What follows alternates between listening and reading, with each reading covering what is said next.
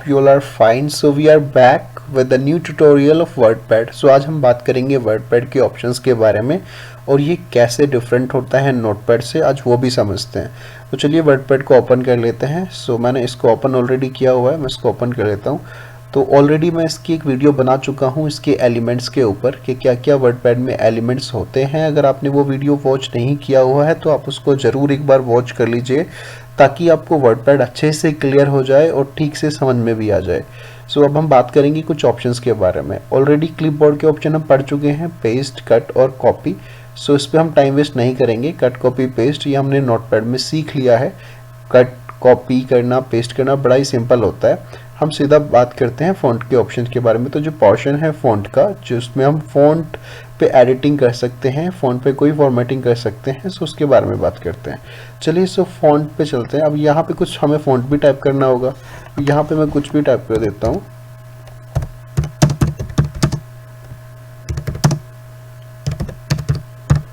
सो मैंने यहाँ पे टाइप किया माय नेम इज़ राहुल. आप कुछ भी अपनी स्क्रीन पर टाइप कर सकते हैं.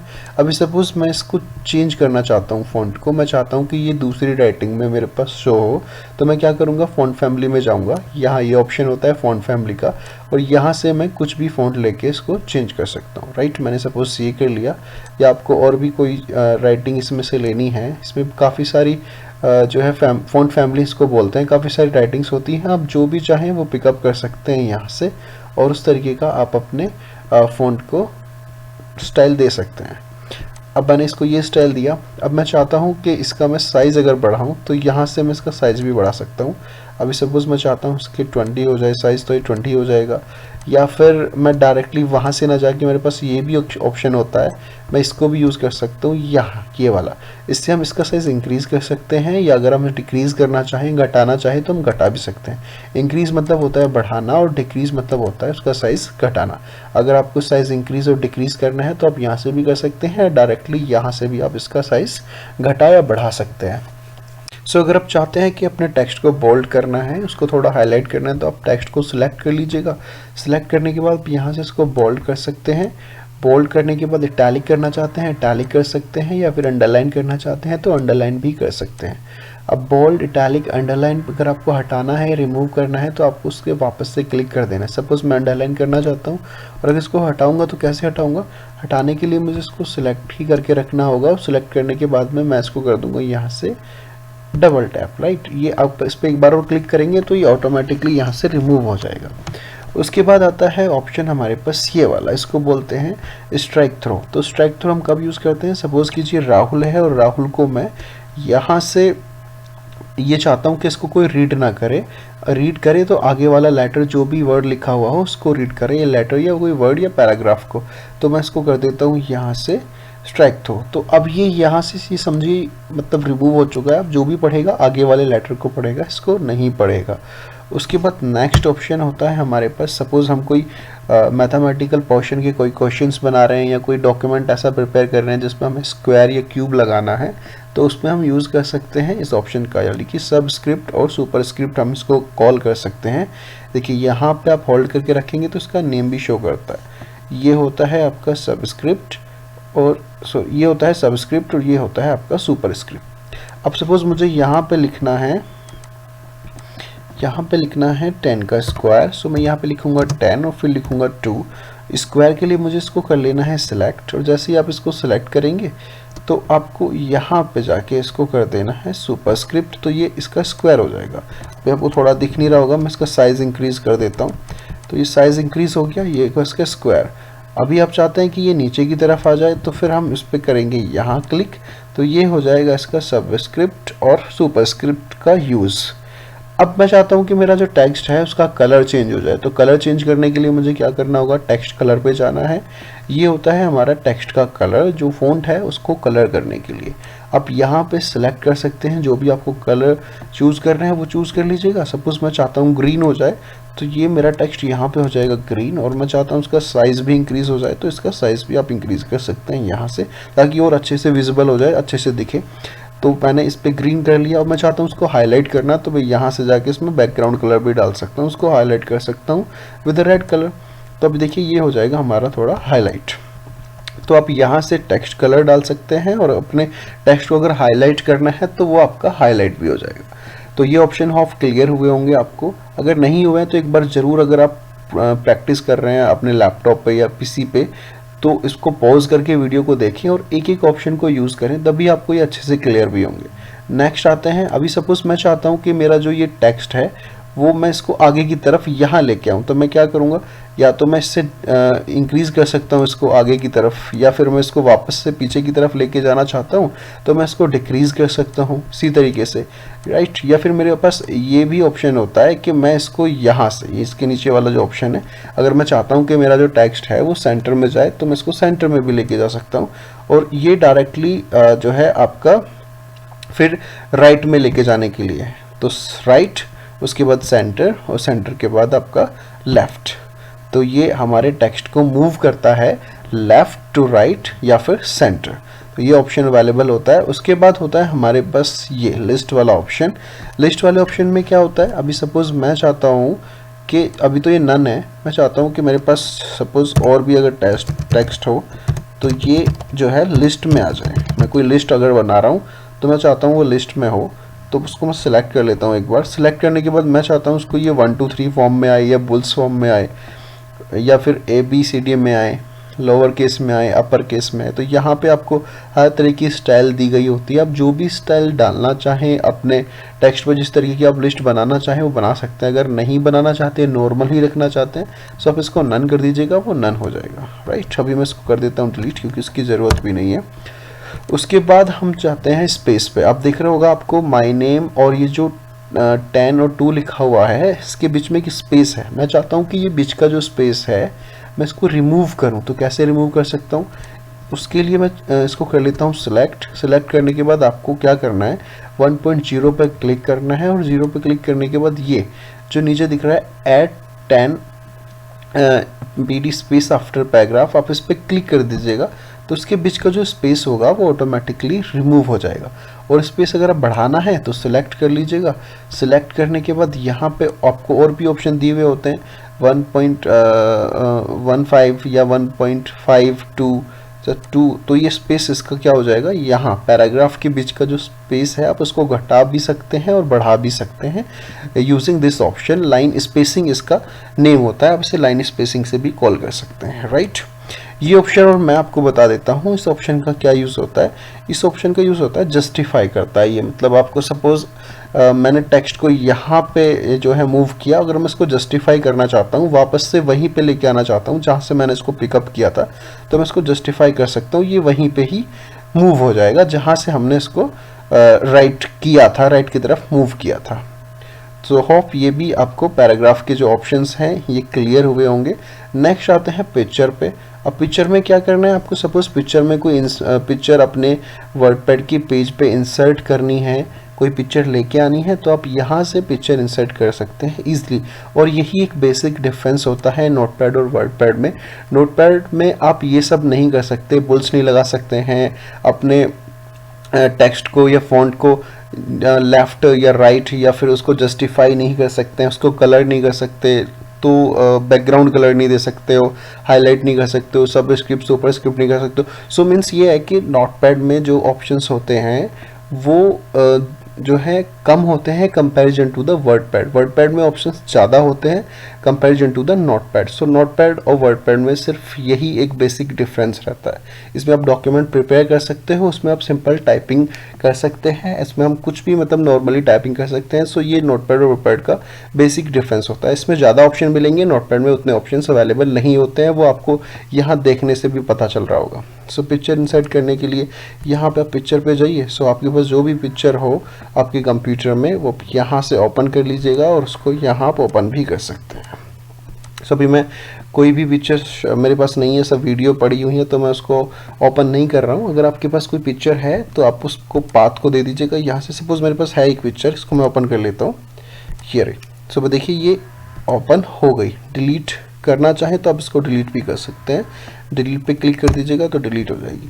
तो ये था एक ऑप्शन जिससे हम अपने वर्डपैड के डॉक्यूमेंट पे पिक्चर को इंसर्ट कर सकते हैं। और एक और बेस्ट ऑप्शन होता है इसमें पेंटिंग एंड ड्राइंग का। पेंटिंग एंड ड्राइंग में सपोज आप पेंटिंग एंड ड्राइंग ओपन करेंगे और कुछ भी आप यहाँ पे पेंटिंग एंड ड्राइंग में कुछ भी आप डिज़ाइन करते हैं, कुछ भी आप बनाते हैं, सपोज मैं एक ये शेप लेता हूँ और शेप को यहाँ ड्रॉ करता हूँ। तो अभी तो मैं इसको बेसिकली सिखा रहा हूँ, जब आपको पूरा पेंट क्लियर कराऊंगा तब आप वहाँ पे उसका ऑप्शन क्लियर करा दूंगा।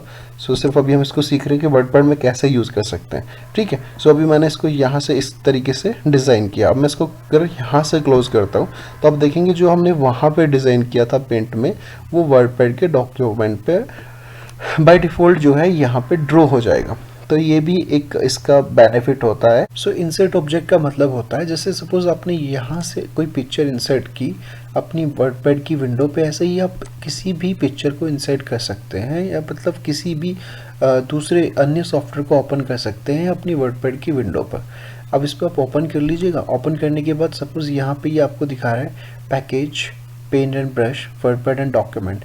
अब मैं चाहता हूँ कि मैं वर्डपैड डॉक्यूमेंट को ओपन करूँ, तो होगा क्या, जैसे ही मैं इस पर ओके पे क्लिक करूँगा सो मेरे पास एक वर्डपैड की दूसरी विंडो फिर से ओपन होके आ जाएगी, जिससे मेरा जो वर्डपैड है वो दूसरी विंडो पे ओपन हो जाएगा। या अगर मैं क्लिक करता हूँ पेंट ब्रश पे, पिक्चर पे, तो मेरा जो पेंट का एक सॉफ्टवेयर है पेंटिंग का, वो जो है वर्डपैड की स्क्रीन पे या वर्डपैड की विंडो पे दोबारा से ओपन होके आ जाएगा। मैं चाहता हूँ इसको वर्डपैड डॉक्यूमेंट को ओपन कर लेता हूँ। सो मैं ओके करूँगा। देखिए अब यहाँ पे क्या हुआ, वर्डपैड की जो दूसरी विंडो थी वो ओपन होके आ गई, राइट। सो मतलब आप वर्डपैड के अंदर ही किसी भी दूसरे सॉफ्टवेयर को ओपन करके उस पर भी आप वर्क कर सकते हैं, और उस डेटा को जो भी आप उस डेटा करते हैं, उस पर जो भी आप प्रिपेयर करते हैं किसी भी सॉफ्टवेयर पे, उस डेटा को इंसर्ट कर सकते हैं आप अपने वर्डपैड के इसी डॉक्यूमेंट पे। ये इसका जो है एक बेनिफिट होता है और यही इसका एक यूज़ होता है इंसर्ट ऑब्जेक्ट का। सो अब आगे चलते हैं नेक्स्ट ऑप्शन पे। हमारे पास नेक्स्ट ऑप्शन है फाइंड। फाइंड का मतलब मैं आपको ऑलरेडी नोटपैड में भी बता चुका हूँ, पर यहाँ पे भी समझ लेते हैं।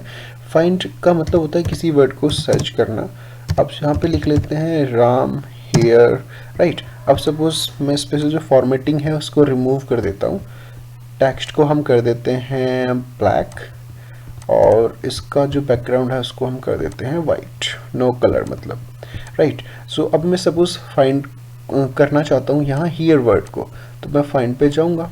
यहाँ पे सपोज मैं हियर ऑलरेडी इसने ले रखा है हियर, राइट। मैच केस कर देता हूँ, उसको करता हूँ फाइंड नेक्स्ट। तो देखिए यहाँ पे जो हियर है इसने फाइंड कर लिया। अगर इस पर और भी हियर लिखे हुए होते तो वो उसको भी फाइंड कर लेता, चाहे वो यहाँ लिखा होता, यहाँ लिखा होता या यहाँ लिखा होता। अब मैं इस पर फाइंड नेक्स्ट करूँगा तो ये मना कर देगा, बिकॉज सिर्फ एक ही यहाँ पे हियर था तो उसने वो फाइंड कर लिया है। WordPad has finish searching the document, मतलब ये फिनिश कर चुका है, उसको सर्च कर चुका है ऑलरेडी। तो ये फाइंड का जो है मतलब होता है, ये यूज़ होता है। और आप कोई सेंटेंस पूरा अपना जो है चेक करना चाहते हैं या फाइंड करना चाहते हैं, या फिर आप कोई लेटर जो है फाइंड करना चाहते हैं, तो कुछ भी आप इसमें कर सकते हैं। नेक्स्ट ऑप्शन होता है हमारे पास रिप्लेस का। रिप्लेस में क्या है, सपोज मैं हियर है, हियर को करना चाहता हूँ कन्वर्ट देयर में, तो मतलब इसको रिप्लेस कर सकते हैं। मतलब क्या होगा, हियर जो है वो देयर में कन्वर्ट हो जाएगा। तो मैं यहाँ पे डाल देता हूँ देयर। सो जैसे ही मैं यहाँ पे इस पे रिप्लेस विद करूँगा, मतलब मैं हियर को रिप्लेस विद किसके साथ कर रहा हूँ, देयर के साथ कर रहा हूँ, तो मैं यहाँ जो हियर है वो देयर में कन्वर्ट हो जाएगा। अब मैं रिप्लेस करूँगा तो देखिए जैसे भी यहाँ पे हियर लिखा हुआ है वो कन्वर्ट हो जाएगा देयर में। तो मैं रिप्लेस कर देता हूँ। रिप्लेस और रिप्लेस ऑल में सिर्फ इतना सा फ़र्क होता है, अगर सपोज यहाँ पे बहुत सारे हियर होते और मैं सभी को देयर में कन्वर्ट करना चाहता तो मैं रिप्लेस ऑल पे क्लिक करता, या फिर यहाँ पे अगर एक ही हियर लिखा हुआ है तो मुझे तो एक ही करना है, तो मैं क्या करूँगा, रिप्लेस करूँगा, रिप्लेस ऑल नहीं करूँगा। मतलब अगर ज़्यादा काउंटिंग में होती तो रिप्लेस ऑल करता, अगर एक ही है तो मैं सिर्फ रिप्लेस ही करूँगा। तो मैं रिप्लेस कर देता हूँ। अब देखिए यहाँ पे जो हियर है वो देयर में कन्वर्ट हो जाएगा। देखिए राम देयर, अब पहले हियर था अब देयर हो गया। सो ये इसका जो है एक बेनिफिट होता है कि आप किसी वर्ड को किसी दूसरे वर्ड में कन्वर्ट कर सकते हैं। ये नेक्स्ट ऑप्शन होता है हमारे एडिट में सिलेक्ट ऑल का। आप यहाँ से अपने टेक्स्ट को कर सकते हैं सिलेक्ट, जिसकी शॉर्ट कमांड आपको पता ही है कंट्रोल ए होती है, राइट। सो होप यहाँ पे ये ऑप्शन हमें सब क्लियर हो गए होंगे, फॉन्ट के भी पैराग्राफ के भी, इंसर्ट के भी, एडिटिंग के भी। वीडियो को पॉज करके देखें, प्रैक्टिस करें, तभी ये सब आपको जो है क्लियर हो पाएगा और अच्छे से समझ में आ पाएगा। जब तक आप खुद से प्रैक्टिस नहीं करोगे तब तक कोई बेनिफिट नहीं है ये पूरे ऑप्शन समझने का। समझ में तो आपको आ जाएगा, मतलब आपको लगेगा मुझे सब कुछ क्लियर हो गया है, बट जब आप करोगे तब आपसे नहीं हो पाएगा। सो बेटर इस एक एक ऑप्शन समझते भी रहें और साथ के साथ उसको करते रहें, क्योंकि ये जो है बहुत ही यूज़फुल है। इंटरव्यू में भी पूछ लिए जाते हैं ये ऑप्शन का क्या यूज़ होता है, क्या यूज़ नहीं होता है। अब चलते हैं व्यू पे। सो व्यू पे देखिए यहाँ पे होम और व्यू हमारे पास दो तरीके के जो है यहाँ पे ऑप्शंस हैं। अब जूम इन और जूम आउट ये सबको पता होता है, नॉर्मल ऑप्शन होते हैं, तो इसको बता देता हूँ मैं। सपोज मैंने यहाँ पे लिखा है ये, अब इसको जूम आउट करना चाहता हूँ या इन करना चाहता हूँ तो मैं इन कर सकता हूँ, जूम आउट करना चाहता हूँ तो मैं इसको जूम आउट भी कर सकता हूँ, राइट। बाय डिफ़ॉल्ट वो होता है 100, तो इसको 100 पे हमें रखना ही चाहिए जब भी हम काम करते हैं। तो मैं यहाँ से भी इसको कर सकता हूँ। देखिए ये भी ऑप्शन होता है स्टेटस बार पे, यहाँ से अगर मैं करना चाहूँ तो इसको कर सकता हूँ, तो मैं इसको 100 रख देता हूँ। यहाँ से जो है ये होता है इन और ये होता है इसका आउट। उसके बाद हमारे पास ऑप्शन होता है रूलर का और स्टेटस बार का। रूलर मतलब आपको मैं पहले भी बता चुका हूँ उसके बारे में। ये चीज़ें जो होती हैं जिससे हम अपने टेक्स्ट को रिसाइज करते हैं, यानी उसका मेज़र लेते हैं, मेज़रमेंट लेते हैं, तो इसको हम बोलते हैं रूलर। मतलब टेक्स्ट कहाँ से शुरू करना है, कहाँ उसका एंड करना है, ये जो पॉइंट है इससे हम इसको यहाँ एडजस्ट करते हैं, तो ये होता है हमारा रूलर, राइट। अब देखिए जो है अनविजिबल हो जाएगा, विजिबल करना है तो मुझे इसको मार्क करना पड़ेगा। उसके बाद नेक्स्ट ऑप्शन होता है हमारे पास स्टेटस बार का। अगर मैं इसको स्टेटस बार करूँगा तो क्या होगा, मतलब इस पर मार्क करूँगा तो नीचे जो आप देख रहे हो ये स्टेटस बार, ये हमारा जो है यहाँ से रिमूव हो जाएगा। अब देखिए मैं इस पर करता हूँ, स्टेटस बार चला गया, वापस लाना चाहता हूँ तो स्टेटस हमें देगा। स्टेटस बार का मतलब होता है ये हमारे पूरे पेज का स्टेटस देता है, कितनी कॉलम्स हमने लिखी हैं, कितनी रोज हमने लिखी हैं, उसका जो जूम इन है वो कितना है, जूम आउट जो है वो कितना करना है, तो ये स्टेटस बार का मतलब होता है। नेक्स्ट ऑप्शन होता है हमारे पास सेटिंग का। मतलब अब यहाँ से इसकी सेटिंग कर सकते हैं पेज की, वर्ड जो विंडो है उसकी। तो वर्ड रैप में 3 ऑप्शन हमारे पास अवेलेबल होते हैं, वन बाय वन समझते हैं। नो रैप पे अगर आप क्लिक करते हैं तो क्या होगा, आप जो भी लिखेंगे, मतलब आप जो भी इस पे लिखते हैं वो जो है सीधा ही चलेगा, मतलब कोई भी पैराग्राफ नहीं बनाएगा। अब उसके बाद आप करते हैं रैप टू विंडो, तो ये क्या करेगा, ये आपके जो है पैराग्राफ बनाएगा और रैप टू विंडो जो है पैराग्राफ बनाता चलेगा और विंडो पे पूरे पे कंटेंट आपका होगा। उसके बाद नेक्स्ट होता है हमारे पास wrap to ruler. Wrap to ruler में क्या होगा, मतलब जो टेक्स्ट है आपका वो रूलर के ही अंडर होगा, मतलब जैसे यहाँ पे सेट है और यहाँ तक ये आपको दिख रहा है। मतलब जो हमारा रैप टू रूलर है ये वाला, रैप टू रूलर का मतलब ही ये होता है कि ये जो आपका रूलर है उसी के नीचे, मतलब जस्ट उसी के नीचे जहाँ आपने इसको एडजस्ट किया हुआ है वहीं से टेक्स्ट चलेगा और जहाँ पे आपने इसको सेट किया हुआ है यहाँ ये एंड हो जाएगा। ये होता है रैप टू रूलर। उसके बाद नेक्स्ट ऑप्शन होता है हमारे पास मेजरमेंट एंड यूनिट का। मेजर एंड यूनिट का मतलब होता है आप किस तरीके से इनको सेट करना चाहते हैं। इंचेस में करना चाहते हैं तो आप इंचेस में कर सकते हैं, सेंटीमीटर्स में करना चाहते हैं तो आप सेंटीमीटर्स में कर सकते हैं, या फिर आपको चाहते हैं पॉइंट्स में उनको सेट करना तो आप पॉइंट में भी कर सकते हैं। देखिए ये चेंज हो रहा है यहाँ पे, राइट। ये इफेक्ट आप देखेंगे, आप इसमें करना चाहते हो तो ये भी आप यूज़ कर सकते हैं। सो अलग अलग तरीके के ऑप्शंस हैं इसमें, एज पर यूज़र रिक्वायरमेंट, जो भी हमारी रिक्वायरमेंट होती है किसी डॉक्यूमेंट को प्रिपेयर करते हुए, डिपेंड्स हम किस तरीके का डॉक्यूमेंट प्रिपेयर कर रहे हैं, तब हम इन चीज़ों का यूज़ करते हैं। सो होपफुली कि आपको वर्डपैड के होम टैब के, व्यू के ये सारे ऑप्शन क्लियर हो गए होंगे। यहाँ पे भी आपको सब ऑप्शन क्लियर हो गए होंगे। ये मतलब वर्डपैड कंप्लीट हमारा हो चुका है और हम इसको पढ़ चुके हैं। अब आपको क्लियर करना है तो पॉज करके वीडियोस को एक बार 2 बार दोबारा से देखें ताकि आपको अच्छे से क्लियर हो जाए, समझ में आ जाए। ये बहुत इंपॉर्टेंट होता है क्योंकि अगर आपको ये क्लियर नहीं हो पाया तो जो वर्डपैड के ऑप्शन नेक्स्ट जो हम एमएस वर्ड पढ़ेंगे उसके जो ऑप्शंस होते हैं उसमें कोई प्रॉब्लम ना हो, इसीलिए ज़रूरी है कि हम वर्डपैड को अपना क्लियर कर लें। नेक्स्ट इसमें मैं आपको एक चीज़ और बता देता हूँ। एक चीज़ मैंने आपको ये भी बताई थी जब मैं एलिमेंट बता रहा था, इसको बोलते हैं customize quick access tool bar. यहाँ सपोज मैं चाहता हूँ कि मुझे जो अपनी फाइल है वो ओपन करनी पड़े तो मैं इसको टिक कर देता हूँ। देखिए यहाँ पे फाइल ओपन करने के लिए ऑप्शन अवेलेबल हो जाएगा और भी काफ़ी सारे ऑप्शन होते हैं। मैं चाहता हूँ कि अगर मैं इसको सपोज न्यू पेज लेना हो तो मैं न्यू पे भी यहाँ इसको इंसर्ट कर लूँ। तो अगर मुझे न्यू पेज लेना होगा तो मुझे ना तो कंट्रोल एन करने की ज़रूरत होगी या फिर मुझे यहाँ से जाके न्यू ओपन करने की ज़रूरत होगी। मैं क्या करूँगा, यहीं से फाइल को ओपन कर सकता हूँ और यहीं से मैं एक नया पेज ले सकता हूँ। तो इसको हम जो है यहाँ से क्विकली किसी भी ऑपरेशन को इंसर्ट कर सकते हैं, किसी भी ऑपरेशन को यहाँ से हम कर सकते हैं।